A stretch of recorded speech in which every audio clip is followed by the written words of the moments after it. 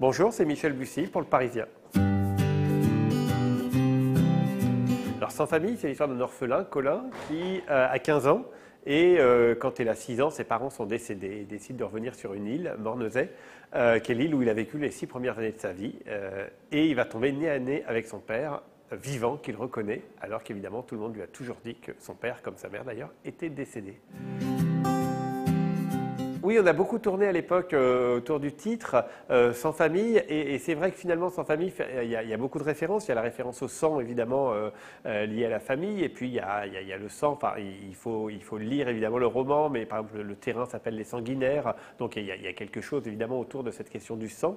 D'une part, évidemment Sans famille fait référence au roman d'Hector Malot, donc Sans famille, puisque Colin est orphelin, et puis on pourrait aller jusqu'à dire que Colin, son nom de famille c'est Rémy, et évidemment le petit héros de Sans famille, tout le monde s'en rappelle, c'est Rémy.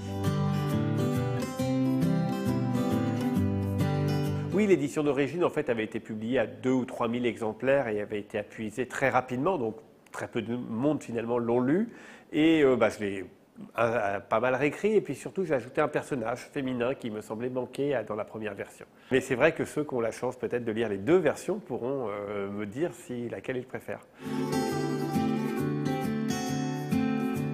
Eh bien, je crois que pendant tout le roman, on se demande si effectivement, pourquoi Colin Rémy a reconnu son père, alors que dans cette petite île, évidemment, tout le monde devrait reconnaître son père.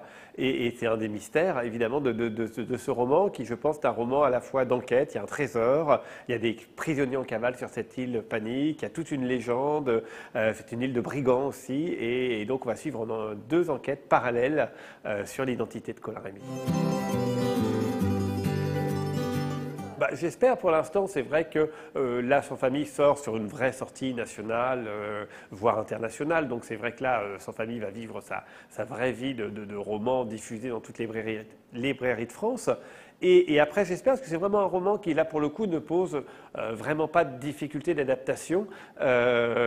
Souvent, mes romans sont très, très compliqués à adapter. Celui-ci est assez simple, je crois, et en plus, il est, j'espère, assez, assez joyeux, assez vif. Enfin, il y a quelque chose qui va très vite.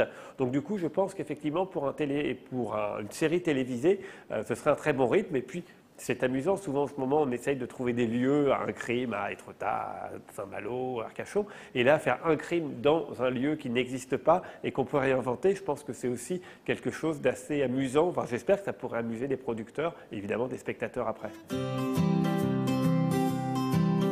Alors, j'écoute beaucoup de musique, je mets de la musique quand j'écris et très vite je l'oublie, je ne l'entends plus parce que je suis concentré sur ce que j'écris. En fait, moi, j'écoute beaucoup de folk ou de country, enfin de la musique assez douce, guitare, piano, et je mets ça un peu en boucle, des playlists qui me permettent de... Finalement, il n'y a pas de... Voilà, c'est une musique qu'on oublie assez facilement, mais qui est très douce, et plus que du classique, ou plus que de... En tout cas, surtout pas de chansons françaises, parce que là, évidemment, j'écoute les paroles et c'est foutu. Et pas de musique de rock trop violent, parce que sinon, ça me fait sursauter de ma concentration. Donc voilà, donc plutôt du folk, ouais.